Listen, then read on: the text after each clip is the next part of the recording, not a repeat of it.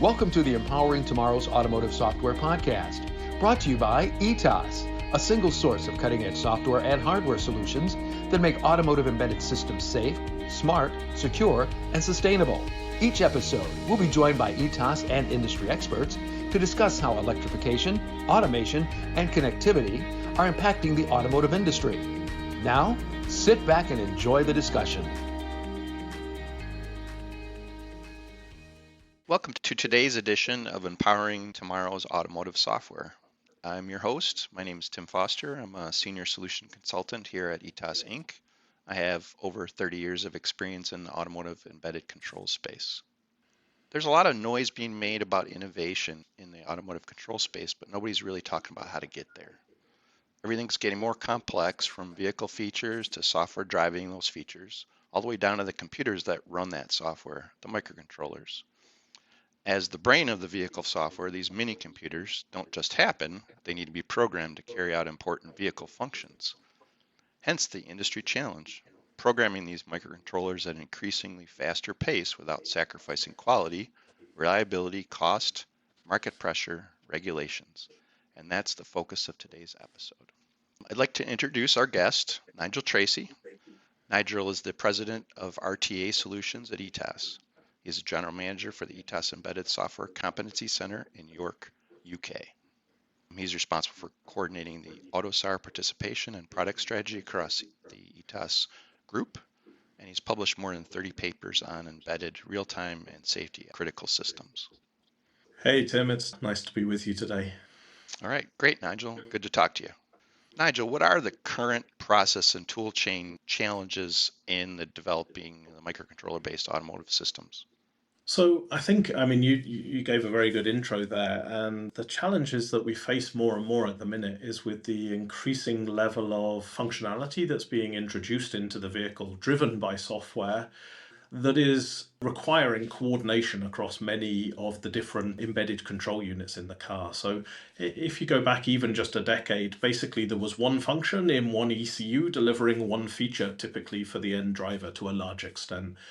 What we've really seen change a lot, which is driving a huge amount of the complexity in developing those systems today, is that features require several ECUs to coordinate together. I mean, if you look at a typical modern vehicle on the road today, even with relatively basic driver assistance systems, there might be somewhere between 6 and 10 ECUs all trying to make a decision, should the car be going faster or slower right now.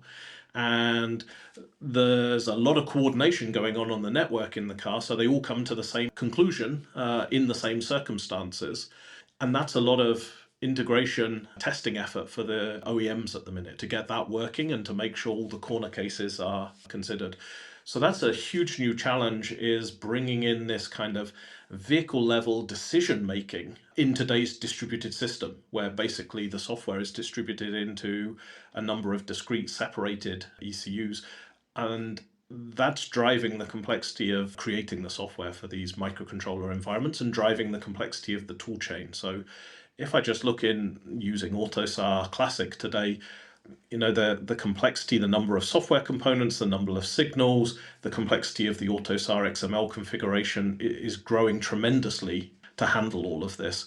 And what we see is most of the OEMs moving towards a approach to centralize or add a centralized layer into their EE architectures to bring some of that decision making into a central point where it's a bit easier to make. So yeah, primarily today, I would say it's this problem that it's no longer one feature in one box delivering one function for the end driver, but this complex coordination of vehicle decision making between maybe 6 to 10 to 12 boxes in the car, and then that integration testing and validation effort.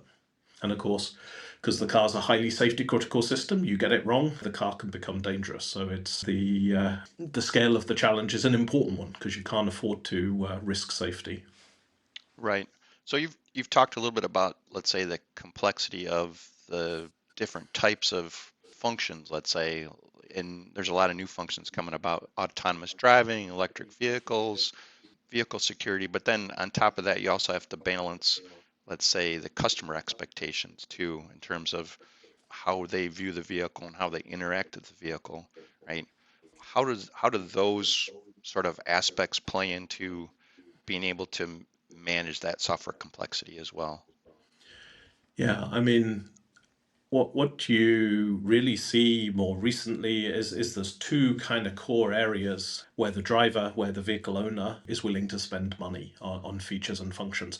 But the expectation of what just comes with the car has grown enormously. The kind of comfort functions and features that you expect as a baseline in a car has grown tremendously over the last decade alone. But the two areas where it seems we as consumers are willing to spend our money is in driver assistance of increasing levels of autonomy and in integration with our digital lives. So the vehicle entertainment, digital cockpit kind of areas. And they're the two areas that it seems we as consumers are willing to spend the money. And certainly when you look at things like autonomous driving, that's where a lot of the challenges that I said are coming from, because typically they're not so easy to deliver in a single ECU. It requires several ECUs to coordinate, or at least to coordinate with other systems in the car. So, you've got your adaptive cruise control, but also your pedestrian detection protection system. You've got your emergency braking system and your ESP system. And these all have to fit and work together. So the things we're interested in as consumers are driving these kind of cross-vehicle challenges that require multiple systems to work together much more intensively than maybe it was in the past. And that's leading to this decision making becoming very important as to what should the car do right now. And that's a very complicated problem if it's distributed. And hence, as I mentioned previously, that's what's driving a lot of the industry towards these more centralized architectures, which I think there's a bit of a misnomer in the industry. It's not so much centralization to remove today's embedded control systems. I mean, you've still got to control the brakes, you've still got to control the engine, you've still got to interact with the radar for the adaptive cruise control.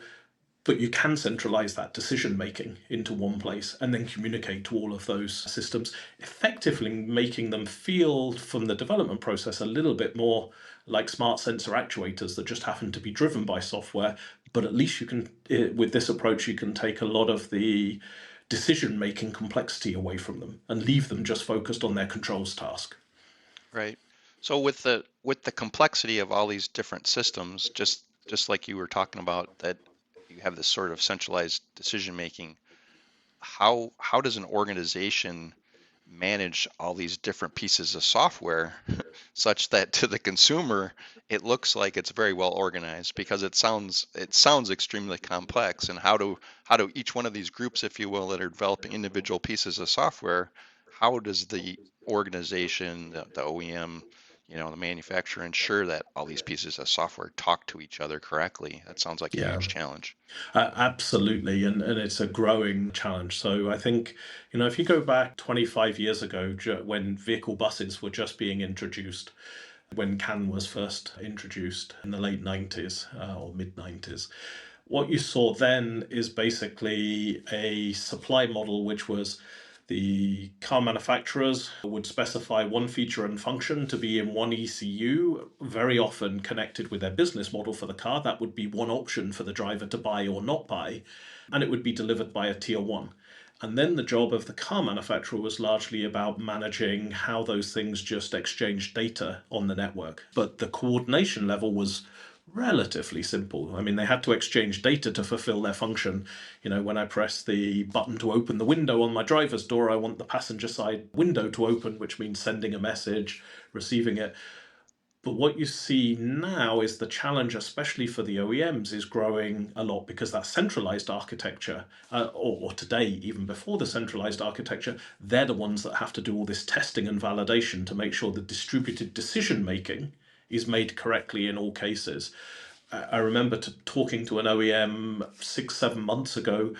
They'd figured out their state space for the 6 ECUs that are involved in deciding whether the car should be going faster or slower right now, has round about 180,000 states. And they have to be confident that that all 6 ECUs come to the same conclusion about what the vehicle should do next. All 6 of them have to come to the same answer in every one of those 180,000 states. And that's a testing nightmare when you've got to be confident it does that to safety critical levels where someone's life could depend on it. And what you're seeing now more and more is the big challenge that the OEMs are having to rise to is if you move to a more centralized architecture, then also the OEMs have to take more responsibility for the software for that centralized decision-making layer. And that's something that is having to grow up very rapidly now because, as I said, 20 years ago, that problem was distributed into the tier one supply base where they would deliver software but in a silver box. So to the OEM, it was a piece of hardware with a system attached that just happened to have software in it. But now that decision making largely has to be the responsibility of the OEM because no one else can manage that centralized decision making point because it's a vehicle level functionality and it becomes a systems engineering problem for the OEMs, which if you look in other industries like the railway industry or the aerospace industry, that's what Boeing and Airbus are in the aerospace industry. They're systems engineers, but that's a very new task for the OEMs to grapple with, especially given already today there's no more complex software system on the planet than a car. I mean, there's hundreds of millions of lines of code. It's safety critical, it's resource constrained. I mean, I think there's no more challenging environment. And now suddenly the car manufacturers get this additional task to become very advanced systems engineers and systems integrators, which is required for the things we as consumers are willing to pay money for. So if they want to keep getting more and more of our money and selling us the options, then this challenge is only growing. Right, and I would say added on top of that is this, let's say, situation where the technology itself is evolving very rapidly, right? And let's say the regulations are evolving rapidly, as well as the expectations of customers are evolving rapidly. And what I see, and I guess I'd like you to confirm that, is that the additional challenge then is the OEMs, the tier ones, they have to build essentially additional capacity, if you will, into the systems from the beginning to allow them to be expanded and reprogrammed later, to adapt to maybe to new functionality or new regulations and these kind of things. I mean, I just was listening to the news this morning and they were talking about the automated emergency braking systems and how the early versions were not so effective, and now the latest versions are, quite effective, maybe even 100% effective, and just in the course of 1 or 2 years. So how do the OEMs and tier ones manage that sort of acceleration of these kind of things as well? Yeah, absolutely. So I think your observation is correct here, and this is another layer of challenge that the OEMs have at their feet. So I think it's a really tough time. They have so many things coming together all at the same time in terms of challenges, and this is definitely one of them because we've all started in the smartphone era getting used to the fact that on the day you buy your nice shiny new smartphone, that's as bad as it's ever going to be, because from that point on, it's constantly updated with new apps, new versions of the operating system and new capabilities, and it just gets better over time.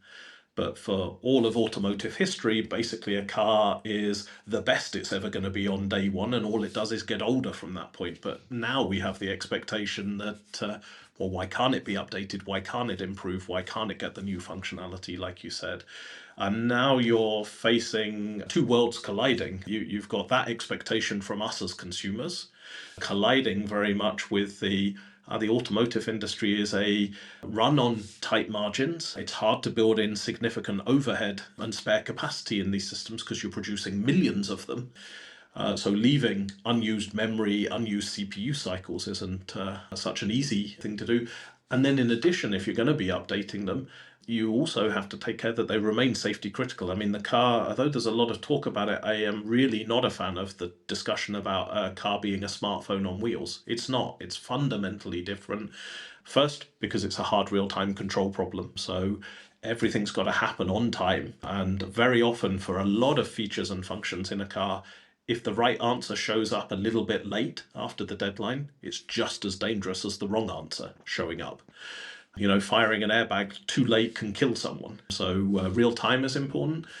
A lot of the functionality is safety critical. So if you're updating it, you've also got to be confident that it remains safe as it was when you first released it. And that's no easy challenge. And then, of course, if it can be updated, you've also got to be confident that you've got all your security mechanisms right, because if you need to reason about safety, then you have to be sure only safe software can be deployed, which means you've got to lean very heavily on underlying security to make sure only authentic, correct software updates can get deployed. And that's why I say I think it's a very complex systems engineering problem, and the OEMs are having to become very advanced systems engineers. And in some cases, it's already more challenging than you might see in other industries because a lot of the topics, like I just mentioned, with updates and security, they don't exist in the same way in the railway infrastructure and the aerospace because you've got physical security of planes. You don't roll it out to 90 million users and let any of them update anytime they like. In automotive, that's how it has to be because everyone updates their vehicle at home. So there are some unique challenges that make that systems engineering problem worse. But yeah, the OEMs who can't master that are going to have a problem because we as consumers now expect our cars increasingly to get new features after we buy it and to improve just like we got used to with our smartphones. So now that we've talked about all the challenges, let's talk about maybe how ETAS can help these industries solve or at least mitigate some of these challenges. Do you have some ideas there? So I think obviously I mentioned one of the underlying things that's very important because it's the root of being able to deliver a lot of this is a strong trust anchor that you solve the security problem. So if you don't get security right, basically you're on a very difficult path to solve any of the other challenges that are delivering this value. So here having approaches with strong cryptography, making sure each ECU has unique keys, your authenticating messages, these are all important things. And this is something that's supported in the basic software and the security stack that ETAS can support with. Of course, there's other solutions out there too. So that's one very important element, I think, to building the system is to have that strong root and anchor of trust. The other thing that I think we will increasingly see, and you see this if you start to look at some of the kind of new automotive players that have entered the market. So some of the new entrants from the US or China who are new into the automotive market building electric vehicles. What you see increasingly with them is a shift in focus that they very much focus on these centralization ECUs and take care of their systems engineering jobs. And that requires new approaches, service-oriented architectures, more dynamic approaches to the software than the classical world where everything is designed and statically configured before you build the software. But what they also do increasingly is see most of the other ECUs in the car as smart sensor actuators. And they put much less effort into those, much less effort into having unique requirements for those, and just more and more see them as things they can buy off the shelf. And that might be a necessary thing just to have enough engineering bandwidth simply available to focus on things. So, seeing the window lifter and the seat positioner just as a smart sensor actuator and not having requirements documents of hundreds of pages. That's one approach to shift and have enough effort, because if we need to put the same amount of effort into those systems that we did the last 25 years and enough effort for the new centralized layers, we're going to run out of engineers in the automotive industry. I mean, we already know we've been struggling to hire them fast enough and to bring in enough software engineering capability.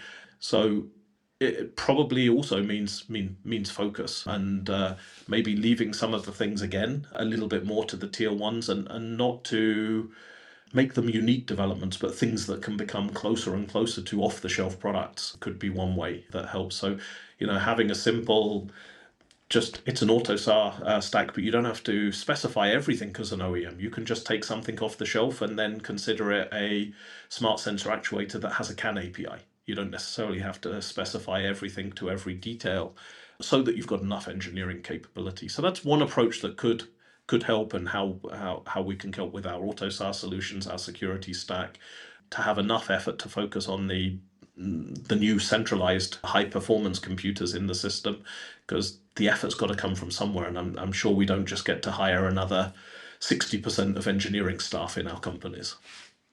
So in other words, the OEMs can really rely on partners like ETAS who have many, many, many years of experience in the embedded space for providing these types of solutions and have millions of miles on the road, right, as ETAS does for for many of their solutions, correct? Yeah, absolutely. I mean, we're homing in with our AUTOSAR Classic solution where we're nearing 4 billion ECUs on the road powered by that. But it's, it's something in the public mind. No one ever heard of RTA car.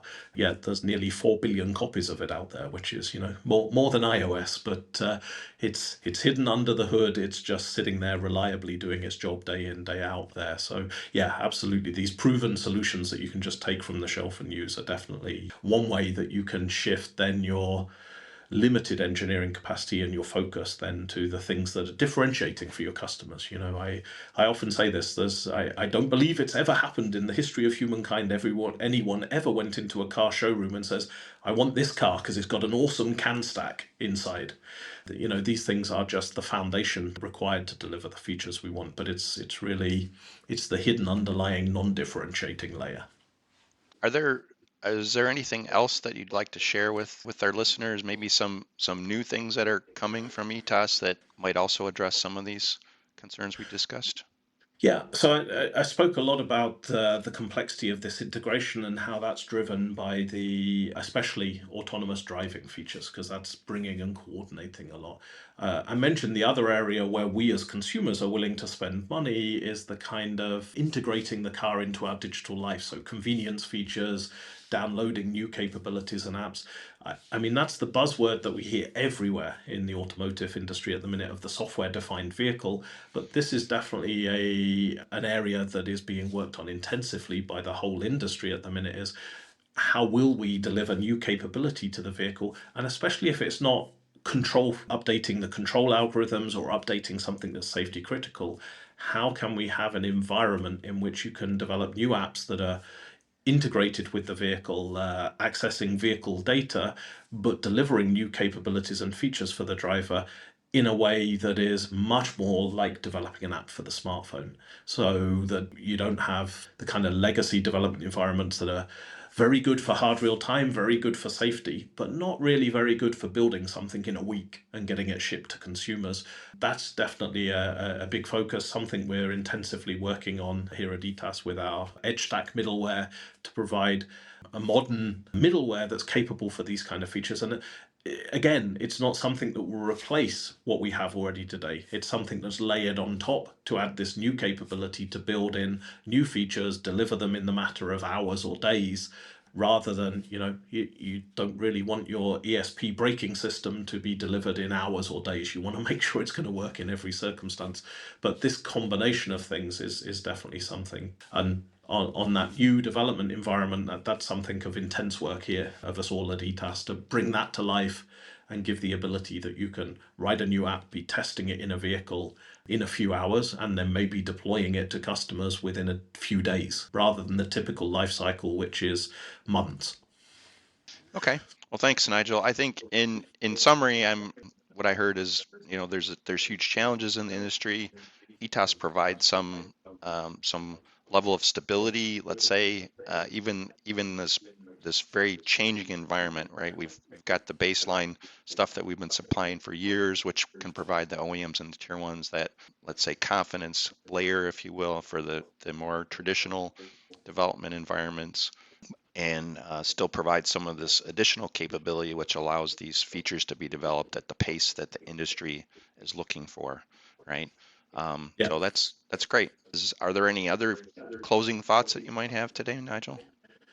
No, I think you wrapped up there, Tim, with a very nice summary of the challenge we have ahead. I mean, maybe I can wrap up from my side just with a personal reflection. So, when I first started my career, I worked in the safety critical industries in aerospace, in nuclear for a while, and then I took an active decision. It would be interesting to join an industry that was maybe a little less conservative and faster moving with technology. And back in the late 1990s was when I entered the automotive industry. And back then, I immediately realized I'd made a horrible mistake, because it was even more conservative than the aerospace industry, even slower moving, even further behind in technology.